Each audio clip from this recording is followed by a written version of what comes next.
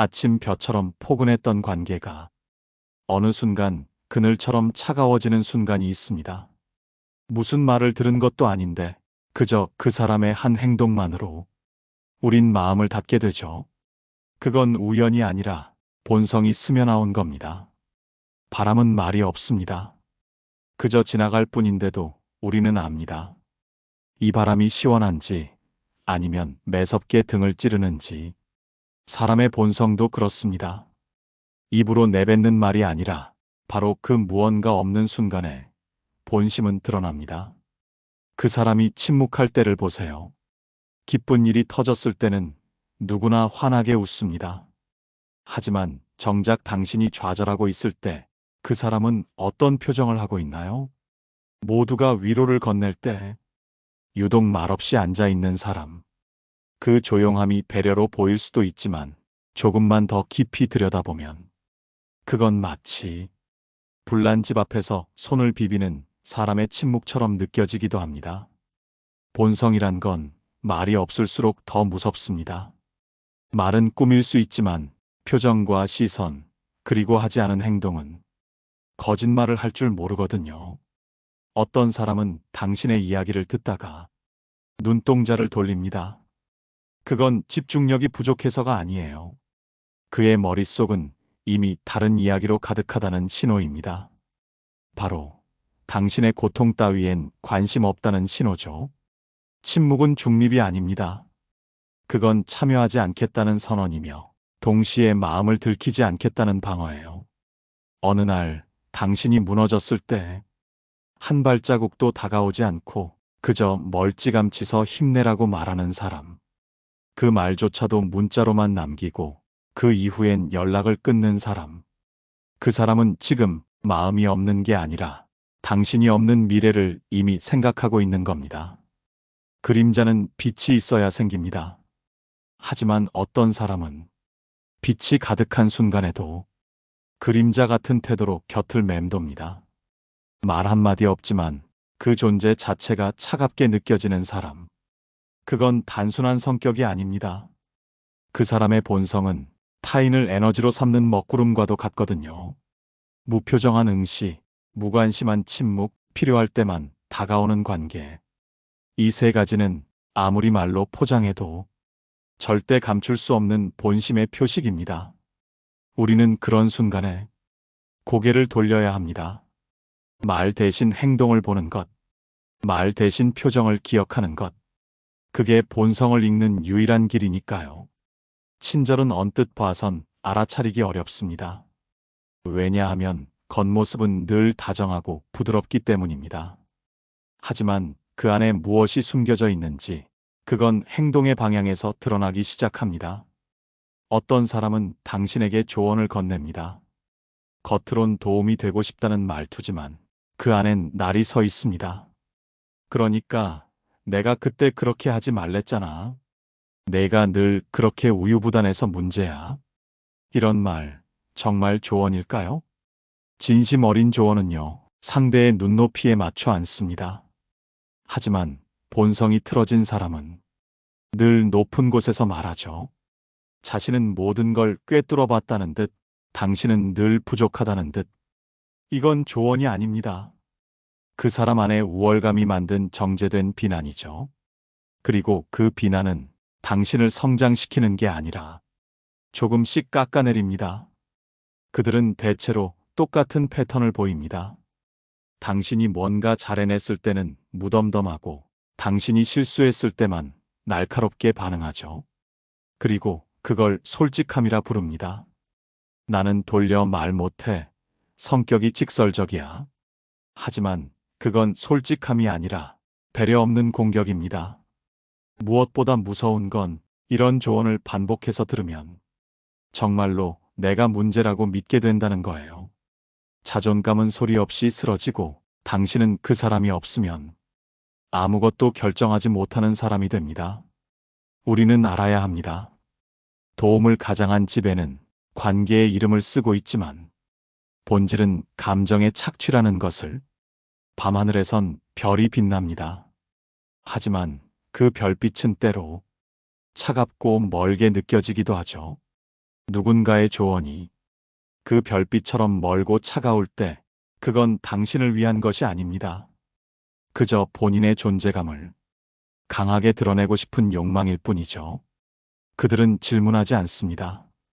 그저 말하고 또 말하죠. 당신의 상황은 궁금하지 않고 당신의 감정은 고려되지 않으며 오로지 자신의 해석만을 믿습니다. 이런 사람 곁에선 나도 모르게 고개를 숙이게 됩니다. 숨이 조이고 다음 말을 꺼내기 두려워집니다. 그 순간을 기억하세요. 그건 조언이 아닙니다. 본성이 들고 있는 칼이에요. 말의 형식을 한 공격, 그리고 관계라는 울타리 안에서 교묘하게 이루어지는 감정의 파괴. 우린 그 칼 끝에서 벗어나야 합니다. 왜냐하면 관계는 서로를 칼 없이 바라볼 수 있을 때 비로소 잘할 수 있으니까요. 누군가가 기뻐할 때 그 옆에서 함께 웃을 수 있는 사람이 얼마나 될까요? 축하의 말은 쉽지만 진심은 감출 수 없습니다. 특히 당신이 잘 되기 시작했을 때 그 사람의 표정과 태도는 그의 본질을 낱낱이 보여주기 시작하죠. 한동안 잘 지냈던 사람이 당신의 성취 이후로 조금씩 멀어지기 시작합니다. 눈에 띄게는 아니지만 묘하게 거리를 둡니다. 예전엔 자주 연락하던 사람이 이젠 묻지 않아요. 어떻게 지내? 라는 말조차도 사라집니다. 혹시 당신도 느껴본 적 있나요? 기쁜 일이 생겼을 때 마음껏 말하고 싶었지만 딱히 떠오르는 사람이 없던 순간. 왜일까요? 아마도 누군가는 당신의 성공에 내심 불편함을 느끼고 있기 때문이에요. 그들은 축하의 말 속에서도 질투를 숨기지 못합니다. 그거 내가 한 건 맞지만 운이 좀 좋았던 것 같아. 좋은 기회 잡았네. 난 요즘 뭐 되는 게 없어서. 그 말이 단순한 비교에서 나온 것일까요? 아니요. 그건 당신의 빛을 줄여 자신의 그림자를 더 짙게 만들고 싶은 마음이에요. 본성이란 건 사람이 잘 될 때 더 잘 드러납니다. 진심으로 기뻐할 수 없는 마음, 그건 그 사람 안에 당신을 경쟁자로 바라보는 시선이 있기 때문이죠. 축하하는 얼굴로 속으로는 비교하고 시기하고 당신의 작은 실패를 은근히 기다리는 사람. 그건 친구도 동료도 아닙니다. 그저 당신의 발밑을 바라보며 자기 위치를 확인하는 사람이죠. 왜 그럴까요? 우리는 모두 인정받고 싶어 하지만 어떤 사람은 남을 끌어내릴 때만 자신이 올라간다고 착각합니다. 당신이 아무리 배려해도 그 본성은 변하지 않아요. 그들은 당신이 잘 될수록 더 무표정해지고 당신이 힘들어질수록 조금씩 말이 많아집니다. 그건 위로가 아니라 속 시원하다는 표출이에요. 별빛이 밝아질수록 그림자도 또렷해집니다. 그림자 속의 사람들은 스스로 빛나는 법을 배우지 않고 그저 다른 사람의 빛을 가리려 해요. 당신의 빛이 어떤 이의 어둠을 자극할 때 그건 당신이 잘못된 게 아닙니다. 그들이 당신의 존재를 감당하지 못하고 있을 뿐이에요. 그리고 그 순간 우린 알아야 합니다. 그 사람과의 관계는 빛 아래서 더 이상 나아가지 못한다는 걸. 사람의 입은 달콤한 말로 가득할 수 있습니다. 하지만 그 안엔 보이지 않는 독이 스며 있을 때가 많습니다. 특히 칭찬처럼 들리는 말이 당신을 조용히 망가뜨릴 때 그건 단순한 실수가 아니라 그 사람의 깊은 본성이 드러난 순간입니다. 넌 참 조용해서 좋다. 걔는 너무 나서잖아. 너는 그래도 현실적이라 다행이지. 누구처럼 꿈만 꾸진 않아서. 이런 말들은 겉으로는 당신을 인정하는 듯 보이지만 실제로는 다른 사람을 끌어내리면서 당신을 도구처럼 끌어올리는 방식입니다. 그 순간 당신은 칭찬받은 게 아닙니다. 그저 누군가의 판단 도구가 된 거죠. 비교는 언제나 나를 누군가의 그림자 속에 놓습니다. 그리고 그 비교는 반드시 기준을 세우게 만들어요. 누구는 낫고 누구는 모자라다는 식으로.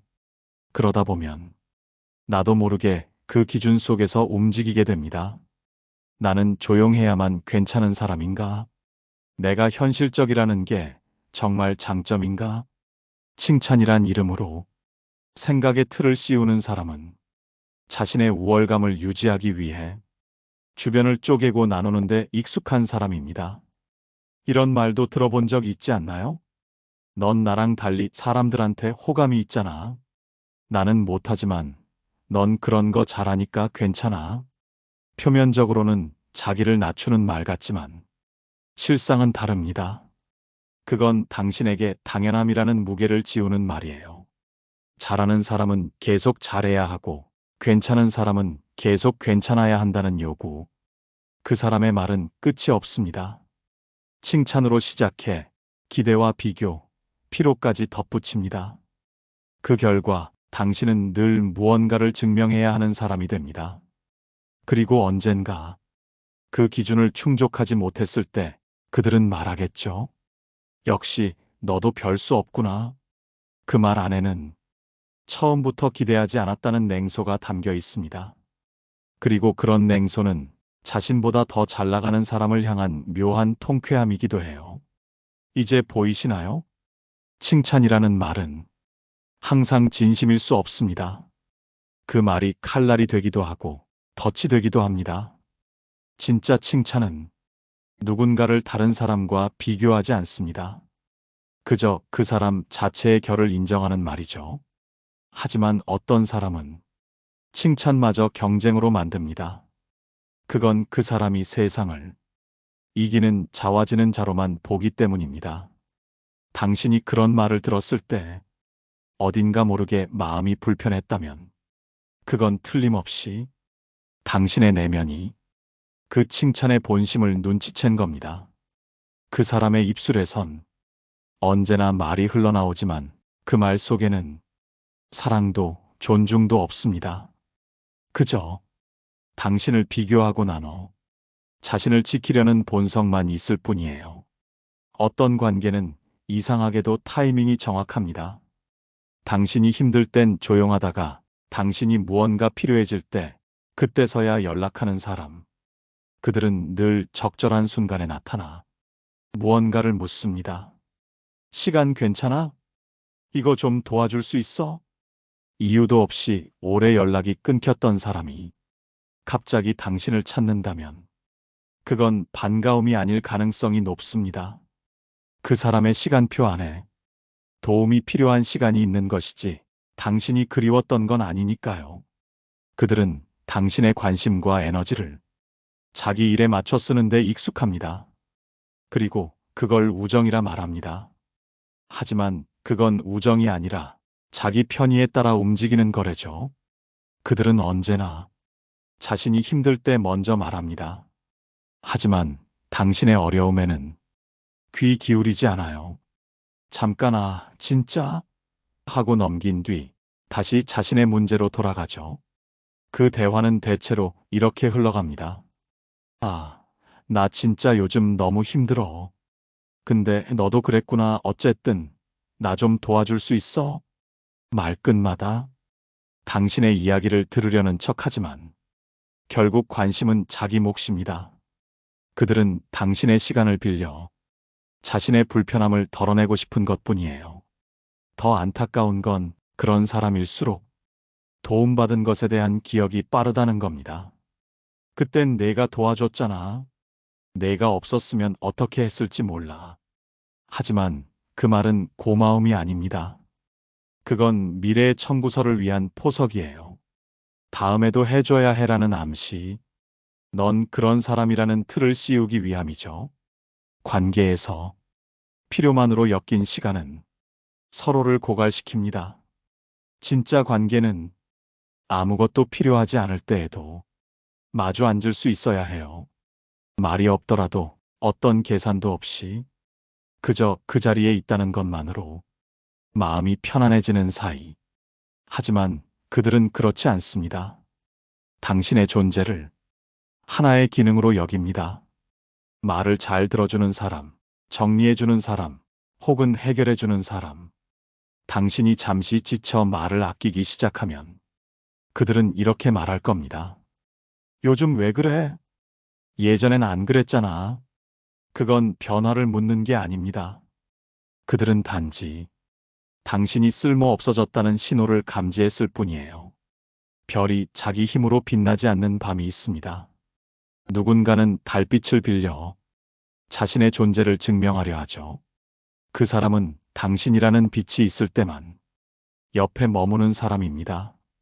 하지만 기억하세요. 진짜 빛은 다른 빛이 사라져도 여전히 그 자리에 남는 거예요. 그 사람과의 관계가 필요할 때만 시작되고 불필요해지면 끝난다면 그건 본성이 말하는 겁니다. 이 관계 더는 나눌 게 없다고. 누군가가 잘못을 저질렀을 때 가장 먼저 해야 할 일은 사과입니다. 하지만 그 사과가 오히려 더 큰 상처가 될 때가 있어요. 말로는 미안하다고 하지만 그 말 뒤에 따라오는 설명과 핑계는 그 사람의 본질을 고스란히 드러냅니다. 그땐 내가 너무 힘들어서, 내 의도는 그게 아니었어.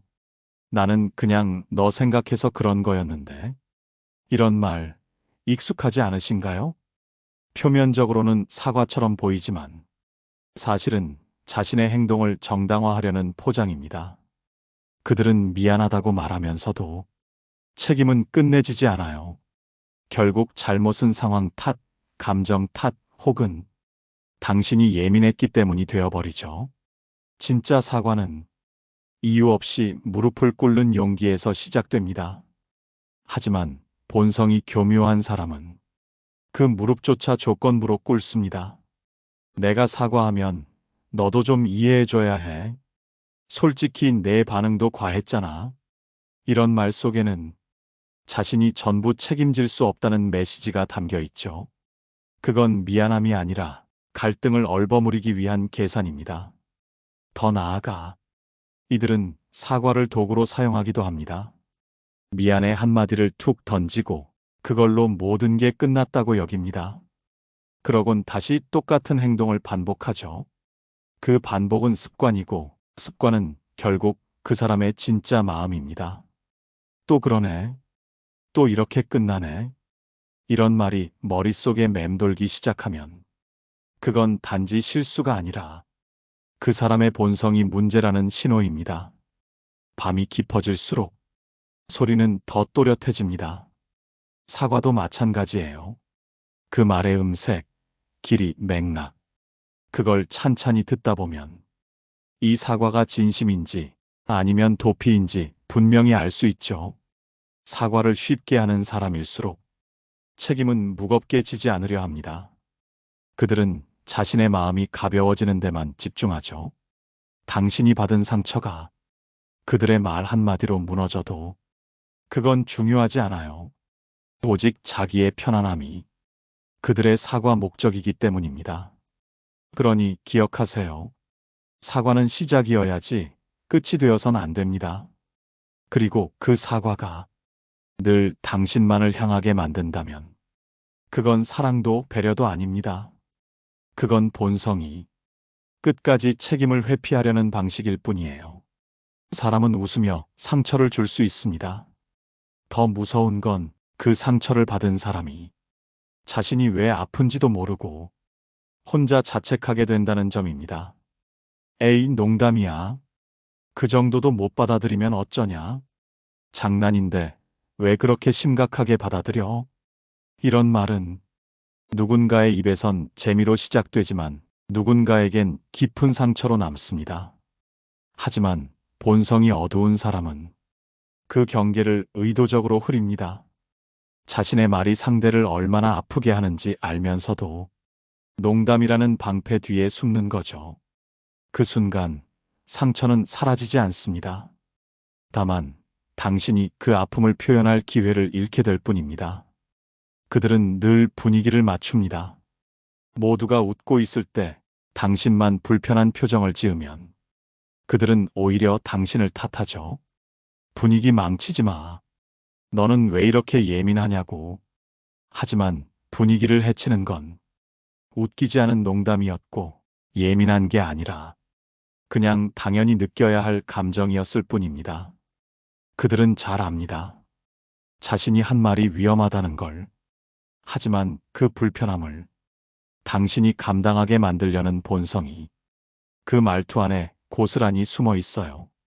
그리고 시간이 지나면 이런 식으로 당신의 마음을 흔듭니다. 너는 진짜 재미없다. 그 정도 유머도 못 받아들이면 사람 피곤하게 해. 그 말 한마디에 당신은 갑자기 문제 있는 사람이 되어버립니다. 그렇게 계속 웃어야만 관계가 유지되는 상황. 그건 웃음이 아니라 울음을 억지로 삼킨 표정이에요. 바람이 스치고 간 자리엔 흔적이 남지 않습니다. 하지만 말은 다릅니다.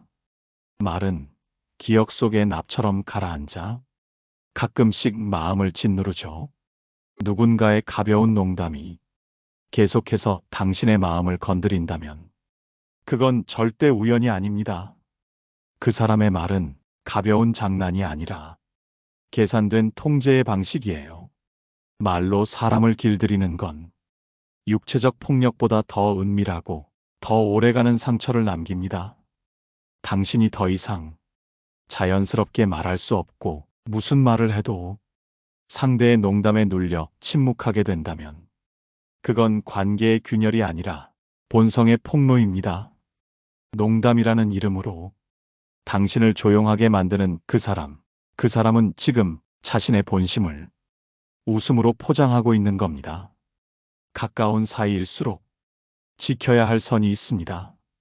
그 선은 벽이 아니라 존중의 다른 이름이죠. 하지만 어떤 사람은 그 선을 넘는데 익숙합니다. 그리고 그걸 편한 사이니까라고 말합니다. 내가 널 얼마나 잘 아는데. 야, 우리끼리 그런 거 따지냐? 그래도 난 내 편이잖아. 이 말들은 겉으론 따뜻해 보이지만 그 안엔 묘한 무시가 담겨 있습니다. 당신이 지키고 싶은 것들, 당신이 원하지 않는 것들, 그 모든 걸 농담처럼 애정처럼 던져놓고 결국엔 당신을 예민한 사람으로 만들죠. 경계는 왜 필요할까요? 그건 거리를 유지하기 위함이 아니라 관계를 건강하게 유지하기 위한 최소한의 약속이기 때문입니다. 하지만 본성이 거친 사람은 그 약속을 자꾸 깨뜨립니다. 그들은 당신이 싫다고 말하면 이렇게 반응합니다. 너 원래 이런 애 아니었잖아. 요즘 왜 이렇게 바뀌었냐? 그 말의 진짜 의미는 나는 예전에 내가 더 편했어. 너는 불편함 없이 받아줘야 해. 그들은 과거의 기억을 꺼내 현재의 당신을 압박합니다. 그리고 자신이 한 행동에 대해 사과하지 않아요. 오히려 나는 너 생각해서 그런 거야. 이런 걸로 왜 이렇게 예민하게 구는 건데? 이런 말들은 본질을 흐립니다. 당신이 상처받은 이유보다 그들이 왜 그런 행동을 했는지를 자꾸 부각시키죠. 그건 감정의 주도권을 당신이 아니라 그들이 쥐고 있겠다는 뜻입니다. 물은 그릇에 맞춰 모양을 바꿉니다. 하지만 마음은 그렇지 않습니다. 누군가의 방식에 무조건 맞추는 순간 그건 관계가 아니라 종속이 되어버려요. 경계를 지키는 사람은 자신의 공간을 사랑하는 사람입니다. 그 공간을 존중해주는 사람이 비로소 친구이고 연인이고 가족이죠. 하지만 익숙함을 방패 삼아 당신을 침범하는 사람은 애초에 당신을 독립된 존재로 보지 않습니다. 그들에게 당신은 항상 받아주는 사람, 언제든 조정 가능한 사람일 뿐이에요. 경계를 그렸을 때 그 선 너머로 다가오는 사람이 아니라 그 선을 비웃는 사람, 그 사람이야말로 관계라는 이름으로 당신을 파고드는 본성의 진짜 얼굴입니다. 가까이 있다고 다 같은 마음이 아닙니다. 가깝다는 이유로 당신을 무시한다면 그건 거리보다 더 멀어진 마음이라는 증거입니다.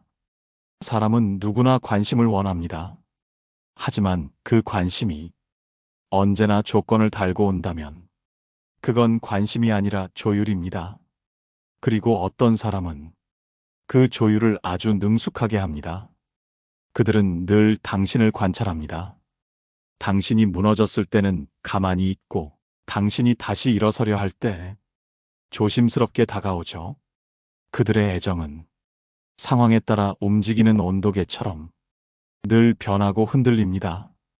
예전엔 당신의 말을 잘 들어주던 사람이 요즘은 짧게만 답하는 이유, 당신이 조금 바빠졌을 뿐인데 연락이 뚝 끊긴 이유, 그 모든 건 단 하나, 그들이 느끼기에 당신이 쓸모없어졌다는 신호예요. 선택적 관심은 언뜻 보면 무심함처럼 보이지만 사실은 철저한 계산입니다.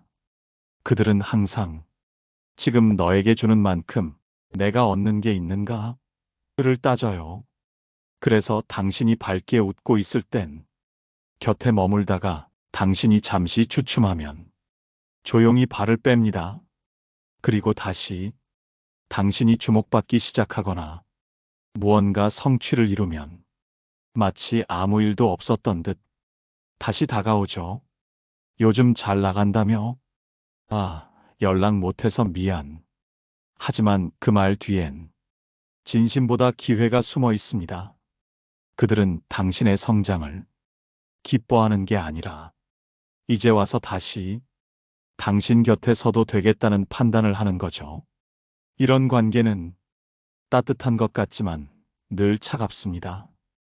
당신이 조건을 충족할 때만 사랑받는 느낌. 그 사랑은 늘 유효기간이 짧고 그 유효기간은 오롯이 당신의 성과로만 결정됩니다. 그리고 당신은 어느 순간부터 지치기 시작합니다. 더 잘해야, 더 밝아야, 더 멋져야만 그 사람이 날 떠나지 않을 것 같다는 불안감. 그건 사랑이 아닙니다. 그건 통제이고 당신을 고립시키는 고요한 압박이에요. 햇살은 조건 없이 내리쬐입니다. 하지만 그 햇살을 자기 뜻대로 가릴 수 있다고 믿는 사람은 결국 그늘 속에 살게 되죠. 조건부 애정은 처음엔 보이지 않지만 지속될수록 당신의 마음에 틈을 만들고 그 틈은 곧 균열이 됩니다. 당신의 모습을 상황 따라 판단하고 당신의 가치를 성공 여부로 가늠하는 사람. 그 사람의 본성은 당신을 있는 그대로 받아들이지 못합니다. 그건 애정이 아니라 통제된 소비입니다. 그리고 당신은 그 소비의 대상이 되어선 안 됩니다. 그 사람이 주는 선택적 애정에 마음을 두지 마세요. 당신은 조건 없이 존재 자체로 소중한 사람이니까요. 어느 날 아무런 말도 없이 조용히 멀어지는 사람이 있습니다. 그건 싸움도 다툼도 아니었어요. 단지 연락이 줄고 대화가 끊기고 그 사람의 자리는 점점 흐려져 갔습니다. 우린 처음엔 그게 서로의 바쁜 삶 때문이라고 믿습니다. 그러다 조금은 서운해지지만 괜찮다고 이해하려 애쓰죠. 하지만 끝내 그들은 돌아오지 않습니다. 그건 우연이 아니었습니다. 그들은 점점 멀어진 게 아니라 처음부터 그럴 생각이었던 겁니다. 당신과의 관계가 더 이상 이득이 되지 않는다고 판단했을 때 그들은 조용히 등을 돌립니다. 진짜 무서운 건 이별을 말하지 않는 사람입니다. 그들은 책임지지 않기 위해 감정을 설명하지 않고 선명한 단절 대신 흐릿한 후퇴를 선택하죠. 그건 갈등을 피하려는 게 아닙니다. 오히려 갈등을 감수할 만큼의 가치조차 당신에게 느끼지 못했다는 신호예요. 이별을 고하지 않는 사람은 자기 손에 상처를 남기고 싶지 않은 사람입니다. 하지만 그 침묵 속에서 당신은 혼자 아파야 합니다. 왜 멀어졌는지, 무슨 잘못이 있었는지 알 수 없기 때문에 스스로를 계속 의심하게 되죠. 내가 뭔가 잘못했나? 혹시 내가 과했던 걸까? 하지만 아니에요. 그들은 애초에 당신과의 관계를 소모품처럼 다룬 사람입니다. 그들의 본성은 끝까지 말하지 않는 겁니다. 왜냐하면 그들은 처음부터 책임질 준비가 없었으니까요. 물은 흐릅니다. 하지만 누군가는 흐르다가 조용히 말라버립니다. 그 자리에 고인 침묵은 무언의 메시지처럼 남아 당신을 오랫동안 붙잡죠. 하지만 그 침묵은 당신의 잘못이 아닙니다. 그건 그 사람의 본성, 자기만을 위한 선택일 뿐이에요. 그들은 끝까지 말하지 않음으로써 자신의 손을 깨끗이 남기려 합니다. 그러나 그 깨끗함은 누군가의 상처 위에 세워진 것입니다. 관계는 말로 끝내야 합니다. 그래야 서로의 마음도 제자리를 찾을 수 있으니까요. 당신을 조용히 떠난 사람, 그 사람은 그저 자신만을 사랑했던 겁니다. 그리고 그 침묵은 그 사람의 본성에 대한 가장 정직한 증거입니다. 이제 당신은 압니다. 말보다 빠른 행동, 조언이라는 이름의 지배, 농담 속의 공격, 사라지는 관심, 그리고 설명 없는 이별. 그 모든 것이 하나의 그림자를 만들고 있었음을요. 이제는 그 그림자와 멀어질 시간입니다. 당신은 빛을 가릴 사람이 아니라 함께 빛나는 사람을 만나야 하니까요. 사람은 말보다 행동으로 기억에 남습니다. 그리고 본성은 항상 예상치 못한 순간에 우리 앞에 얼굴을 드러내죠. 그림자 같은 조용한 무관심, 웃음 속에 숨겨진 공격, 가까움이라는 이름의 침범, 그리고 말 없는 이별. 그 모든 순간을 지나며 우린 묻습니다. 내가 너무 예민했던 걸까? 내가 틀렸던 걸까? 하지만 아니에요. 당신이 느낀 그 불편함은 당신의 감정이 틀린 게 아니라 그들의 본심이 정확했던 겁니다. 이제는 괜찮습니다. 누군가의 본성 앞에서 당신의 마음이 멀어지는 그 순간이 곧 당신의 회복이 되니까요. 멀리하는 건 외면이 아닙니다. 스스로를 지키는 가장 조용한 용기입니다. 오늘도 시청해 주셔서 감사합니다.